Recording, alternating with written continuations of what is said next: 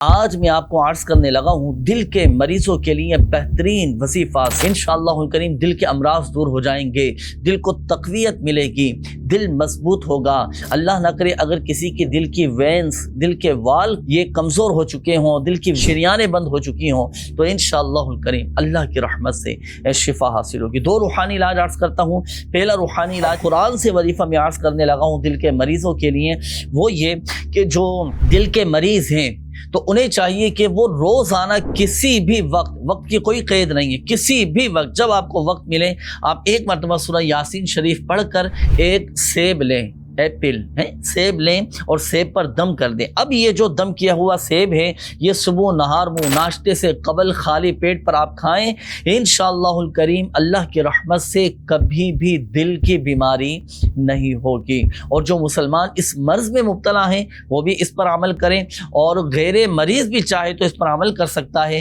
انشاءاللہ الکریم اللہ کی رحمت سے فائدہ حاصل ہوگا۔ آئیے ایک اور روحانی علاج، جو دل کے مریض ہیں انہیں چاہیے کہ وہ ہر نماز کے بعد اپنا سیدھا ہاتھ دل پر رکھ کر کم از کم 7 مرتبہ، اور زیادہ بار کی کوئی قید نہیں ہے، زیادہ جتنی مرتبہ پڑھنا چاہتے ہیں پڑھ سکتے ہیں، لیکن کم از کم 7 مرتبہ اپنا سیدھا ہاتھ دل پر رکھ کر آپ یہ دعا پڑھیں گے، یا اللہ قوینی وقلبی۔ اس دعا کا مطلب یہ ہے ناظرین کہ اللہ مجھے اور میرے دل کو قوت عطا فرما، طاقت عطا فرما۔ تو یہ 7 مرتبہ یہ دعا پڑھیں، جب کبھی دل میں تکلیف اٹھے نا اس وقت بھی یہ عمل کریں، انشاءاللہ الکریم اللہ کی رحمت سے افاقہ حاصل ہوگا۔ ایک تو یہ کہ ہر نماز کے بعد پڑھنا ہے اپنا سیدھا ہاتھ دل پر رکھ کر، اور دوسرا اللہ نہ کرے جب کبھی دل میں آپ کو درد محسوس ہو، تکلیف محسوس ہو، آپ کو گھبراہٹ ہونے لگے، آپ کو بے چینی ہونے لگے، ایک درد اٹھنے لگے، اس وقت بھی اپنا سیدھا ہاتھ دل پر رکھیں اور یہ دعا پڑھنا شروع کر دیں، یا اللہ قوینی وقلبی،